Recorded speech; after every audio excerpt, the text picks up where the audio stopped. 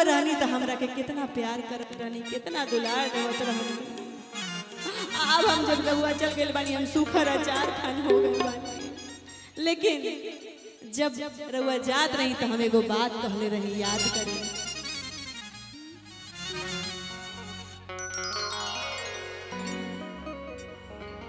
कि बड़ी याद आवे पिया के प्यार का। अभी मेरा कल कार्यक्रम गुजरात में था, हम सोचे ये गाना हम नहीं गाए, लेकिन लास्ट में हमको ये गाना गाना ही पड़ा। और जितना सब गानों में एंजॉय नहीं किए सब लोग, हमको ये गाना मेरा नहीं है भाई साहब, ये गाना बहुत ही प्यारी मेरी छोटी बहन शिल्पी राज का है। लेकिन मैं गाती हूँ, सबको अच्छा लगता है। शायद कोई गाना खुशी का भी गाऊंगी तो सबको अच्छा लगे। लेकिन अभी खुशी के साथ गाएंगे उसका गाना, लेकिन तब तक के लिए शिल्पी का गाना गाते हैं क्या जी?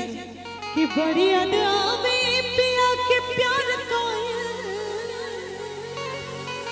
अरे रतिया तरतिया पहाड़ दिन भोई, अब का कहे हमारा। अरे करे जंगल तोड़ के का कहे हमारा। हाय करे जंगल दिलवा ले गइले, दिलवा ले गइले, दिलवा ले गइले राजा को।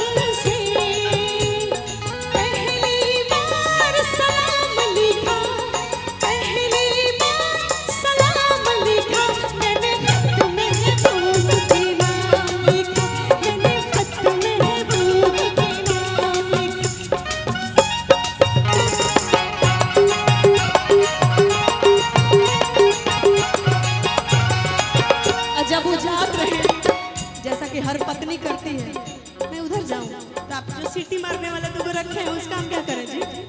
अभी देखिए सीटी मारेगा, ठीक बा?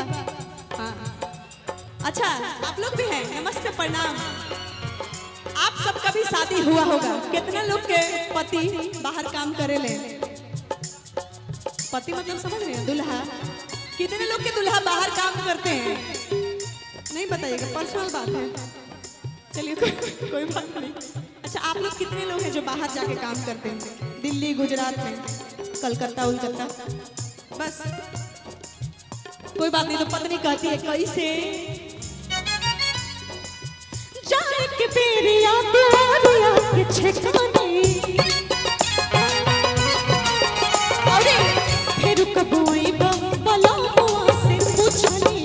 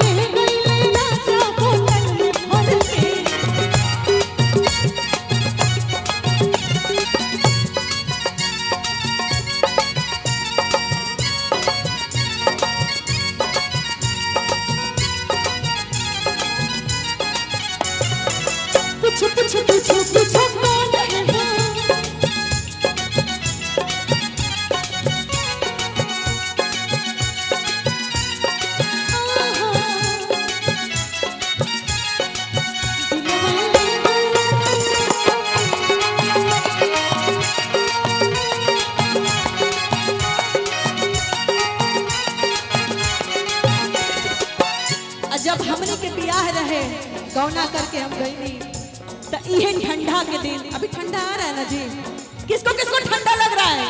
केकरा केकरा ठंडा लगा था हाथ उठा के बताओ लोग। नहीं क्या लगा? मुझे तो गर्मी लग रही है, लेकिन आप लोग को थोड़ा थोड़ा अभी नहीं लग रहा है। अभी पता चलेगा 15 दिन के बाद आपको।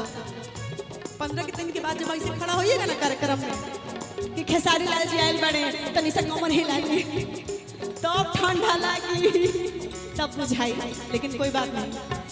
तो पत्नी का जो ब्याह हुआ है, गौना हुआ है, ठंडा में हुआ है, कैसे कह रही है?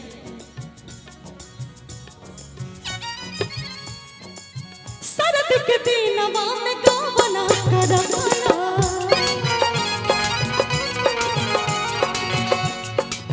सरद में गौना करवाला बेदराती, छूटल रहे गौनवा के हरदी, छूटल रहे